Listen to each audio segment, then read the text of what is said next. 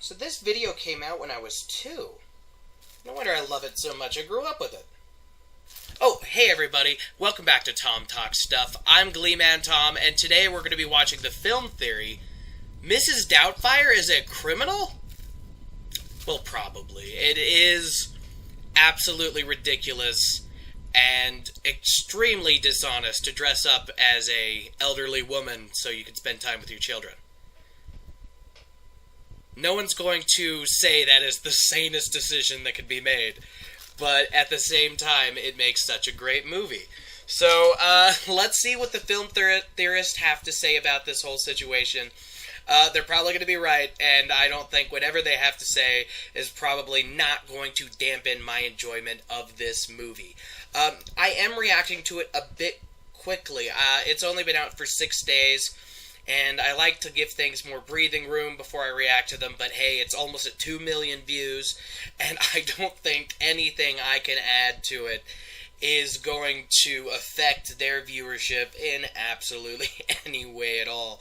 So this is going to be so much fun to watch, so without further ado, let's check it out. And without further ado, let's click in. I'm placing an ad for a housekeeper.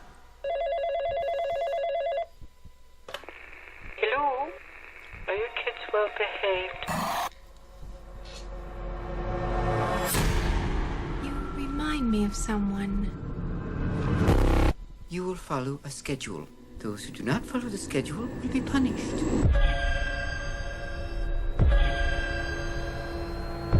gotta dial 911 now!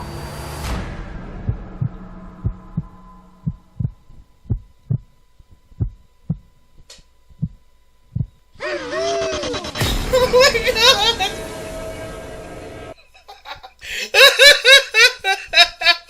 Hello, Internet! Welcome Whoa. to Film Theory, removing the nostalgia glasses from your eyes and grinding them under our digital video heel every week. On the chopping block today, the beloved 1993 family comedy, Mrs. Doubtfire, which, if you grew up in the 90s, you'll understand beloved is an understatement. This thing was a staple in everyone's VHS collections, a yearly, if not daily watch for a lot of kids around the country. Like most of Robin Williams' movies, it was an instant classic, simultaneously hilarious and heartwarming in that unique way that only he could do. For those of you who haven't seen the film before, here's the brief overview. Robin Williams, aka Daniel Hillard, is a talented voice actor living with his wife Miranda and 3 kids in San Francisco, California. Early on in the film, Miranda files for divorce after Daniel throws a wild birthday party for their son. Because he doesn't have a regular job or place to live, the family court judge grants primary custody to Miranda, only allowing Daniel to have visitation rights for a few hours every week. Daniel, devastated that he can't see his kids every day, does what any normal parent would do. Use professional-grade prosthetics to disguise himself as an elderly British woman in order to get hired as his children's nanny. As you can imagine, hilarity ensues as Daniel struggles to maintain his double life. But what you were really laughing at weren't the antics of a dedicated, loving father, but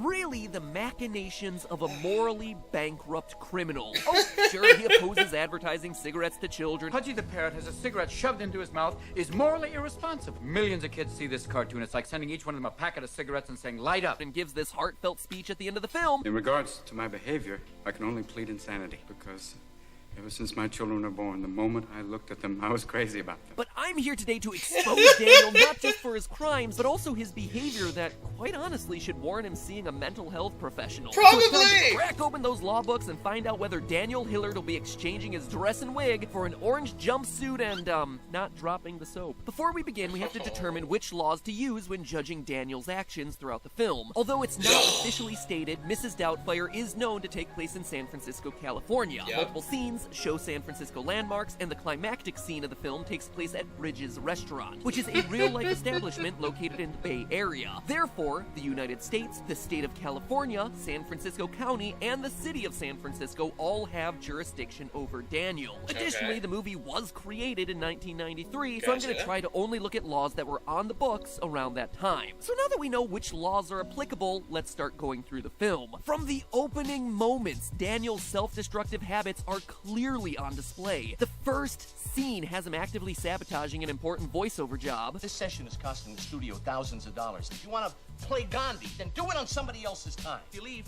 you're not coming back in. Then I've got to do what I've got to do. And he's not wrong to walk out of this job, but at it's this his point he chooses principle. to spiral downward even further in his self-destructive habits by throwing a blatantly out-of-control party for his kids. A Yeah. party that he clearly recognizes is against the wishes of his wife. Yeah. Yes! No. Yeah, Mom said you couldn't have one because of your report card. Mom's not gonna be home for another 4 hours, is she? A party that also happens to be highly illegal. Are you aware that it's illegal to possess animals of a barnyard nature in a residential area and also responding to a noise ordinance violation? How illegal? Well, funny enough, I couldn't find anything about possession of barnyard animals in a residential neighborhood on the books. However, I did find Article 1, Section 37, Clause C of the San Francisco Public Health Code, which prohibits the possession of hooved animals within a residential district. Not exact, but pretty darn close. Both goats and horses, which are seen during the scene, would be a direct violation of this statute, resulting in a punishment of about $100 and approximately 30 days in county jail. Since this would be his first offense, the jail time would probably be waived. And for the noise violation, Daniel would only be fined another $100 as specified by Section 291Y of the San Francisco Police Code. It's kind of impressive that he Regardless, looked them all let's up. recap. I don't In think I the can do first it. 7 minutes, the hero of the movie has shown himself to be self-sabotaging in both his job and in his relationship, as well as be liable for at least $200 in criminal fines and possibly 30 days in prison. Sure, the movie frames Daniel as the cool dad who's being henpecked by his stick-in-the-mud workaholic wife, but the subtext here is that I never thought she was trying to be a downer. I always thought she was just by engaging in even trying more to do what she thought was self-destructive behaviors that he knows are wrong. Don't you dare make me out to be the monster here, Daniel. You have all the fun and I get whatever's left over. Why am I the only one that feels there has to be rules? And that spiral just continues throughout the movie. This opening scene results in Miranda getting a divorce from Daniel and her winning sole custody over the kids. Because he doesn't have a home or any form of employment, Daniel is only allowed to have visitation rights on Saturdays. Every Saturday,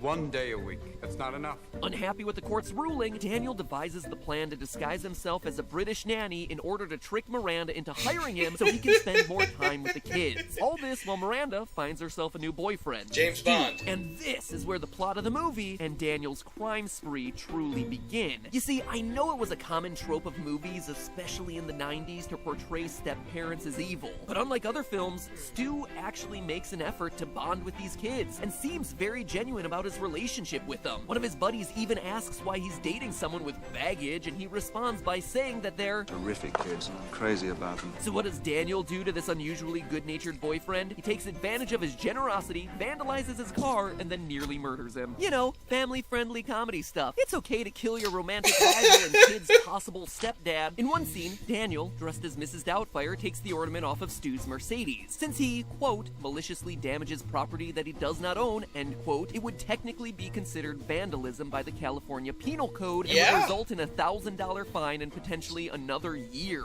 in So county 12 jail. year- California's not messing 12,000, around, you 1,200. American vandals. Never seen And that show, but Phil DeFranco says it's good. I might have to check it out. In a a later year scene, Daniel, and 30 days. once again disguised as Doubtfire, is at a bar and hears Stu criticize him as a negligent father. What can I say, Ron? The guy's a loser. Daniel responds by throwing a blindsided lime at Stu. Assault or battery? Some angry member of the kitchen staff. It was a run by fruiting. Believe it or not, this too can be considered a crime. A district attorney would likely classify it as battery, defined as, quote, willful and unlawful use of force or violence upon the person of another, end quote, which adds another $2,000 fine and potentially 6 months of county jail time to Daniel's growing rap sheet. But all of this is small potatoes, or should I say small limes, when compared to Daniel's most violent crime of the entire film, the near murder of Stu. The movie culminates in a final chaotic scene where Daniel has to keep shifting back and forth between his two identities. Amongst all this mayhem, Daniel takes the time to steal a chef's jacket, sneak into the kitchen, and then add pepper to Stu's shrimp, despite being very well aware that Stu is allergic to pepper. I'll have the jambalaya. And make mine not not spicy. I'm allergic to pepper. When the food is served, Stu begins to eat it and immediately has himself an allergic reaction. Not a funny sort of reaction, a dangerous one. Daniel recognizes his mistake, exclaiming, "Oh no,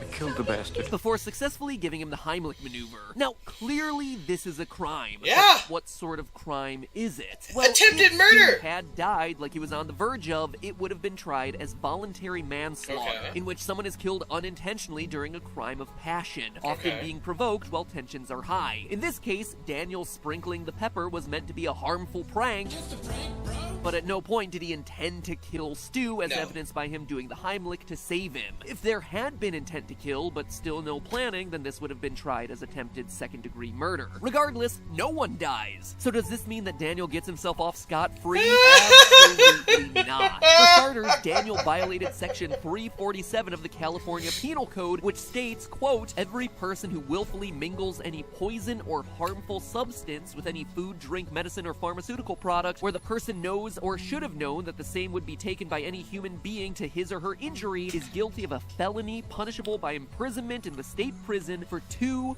4, or 5 years. Now, clearly, Daniel knew that adding a metric ton of pepper to Stu's dish would cause him some level of injury. So with that, we can add another 5 years to Daniel's sentence. Other possible crimes Daniel could be on the hook for here include reckless endangerment, battery, and, on the extreme end, assault with a deadly weapon. No, pepper might not seem like a deadly weapon, but since Daniel knew it was harmful to Stu, a lawyer could absolutely make a case for it, which would yield a sentence of up to 4 years in county jail and a fine of $10,000. So, between the party violations, vandalism, battery, and poisoning, Daniel Hillard could be facing around $13,200 in fines, and an upwards of 10 years in prison. Oh my As large as that may seem, God! though, we still haven't touched on his biggest crime. Oh yeah, almost killing his romantic rival is far from the biggest thing Daniel has to worry about. We've overlooked something major. What wonderful editing So here. major, in fact, that it could increase Daniel's sentence 4 times over. And the thing that I've overlooked up till now is the point of the entire movie. You see, according to the terms of divorce announced by the judge at the beginning of the movie, Daniel Hillard is only allowed to see his children for a few hours every Saturday. For the rest of the week, Miranda has full custody. Since this divorce agreement is a legal decree, intentional violation of it is considered contempt of court. In order to be convicted of contempt of court in the state of California, the defendant must have knowledge about the order in question and then willfully have violated that order.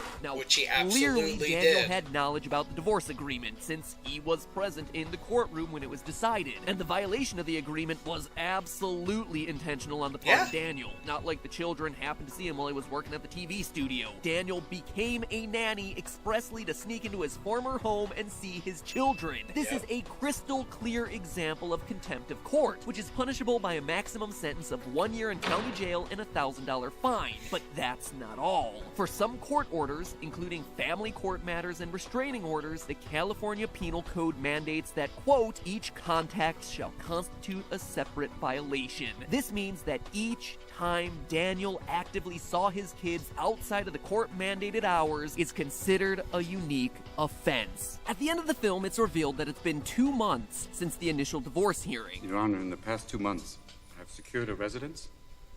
I've refurbished that residence and made it an environment fit for children. At 5 days a week for 8 weeks, Daniel would be charged with up to 40 cases of contempt of court. This alone would be upwards of 40 years in jail and a $40,000 fine. So if you tack on all the other offenses, which look gracious in comparison now, Daniel could potentially be spending nearly 50 years behind bars and paying over $53,000 in legal fines. Now, obviously, these figures were calculated using the maximum sentencing requirements for each infraction, so there is possibility that Daniel could have been given a shorter sentence by the jury or received parole for good behavior. However, I don't think many jurors and judges are going to be sympathetic to a man who almost murdered someone while dressed up as an elderly British woman so he could sneak into his house and basically kidnap his kids from a legal standpoint. But the worst twist of all is that at the beginning of the movie, it's made clear that... I'm giving you 3 months, Mr. Hillard. 3 months in which to get a job,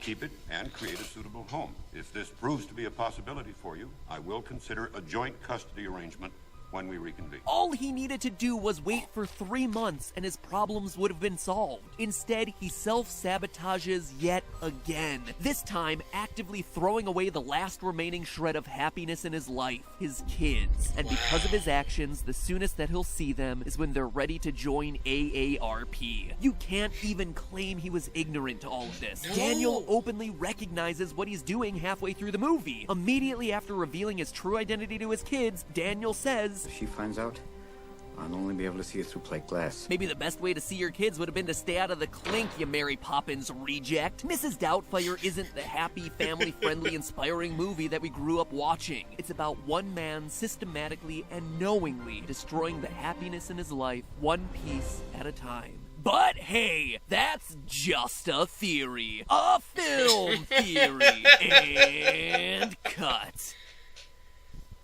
Oh, man. Are they just showing Alcatraz? Is that it? Yeah. Well, like I said, didn't really affect how much I loved the movie, but the film theorist was absolutely correct. He did break a multitude of laws throughout this movie. But to be serious, the only reason we forgive him is because he's Robin Williams, and we love Robin Williams. Yes, he's quirky and weird and absolutely frickin' insane. But he was such a good heart, and he didn't mean anything by it. And does that really count as letting him off with an excuse? I mean, I'll never stop loving this movie, but it is odd when you think about it. I mean, can you imagine how that would go over in real life? Would you be able to laugh that off? Would it be heartwarming? Like, you know, in the end, when you watch the end of the movie and Mrs. Doubtfire has her own show and he's responding to, was it a kid's letter or a phone call or something like that? And you feel so heartwarmed at the end. And then she rips up the divorce papers and says, you can come by whenever because Mrs. Doubtfire is amazing. It just wouldn't happen in real life. And if it did, she would be just as weird. And maybe have her kids taken away. I don't know. I just love this series. But, I mean, no one could get away with it. Could you imagine if that was a real story? Like, if I covered that for News of the Weird, that would be the best. I mean, can you imagine it? Searching for the bizarre, the strange, the news of the weird. Hello everybody, I'm Gleeman Thom here with another News of the Weird for you. A local San Francisco man named David Hillard, a beloved voice actor, recently divorced from his wife and separated from his children, took a crazy avenue recently. He dressed up as an elderly British woman so he could be hired as their nanny and spend more time with their kids. Not only that, the man physically got in the way between her growing relationship with a much better man, ending in a near murder of him trying to kill him. Daniel Hillard, beloved voice actor, will now be facing possibly up to 50 years in prison. I mean, can you imagine it?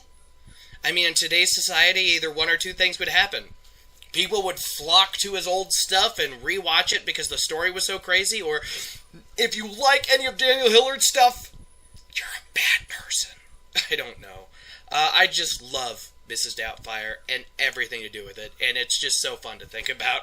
This video was fantastic, and I'll definitely have to do another film theory in the future. If you enjoyed this video, please like, possibly subscribe. I could really use the support.